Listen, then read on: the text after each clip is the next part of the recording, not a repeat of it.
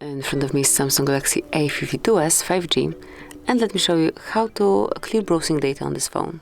So at first, let's open your browser, then tap on More icon, select History, and here click on Clear Browsing Data. And as you can see, you've got basic and advanced options here.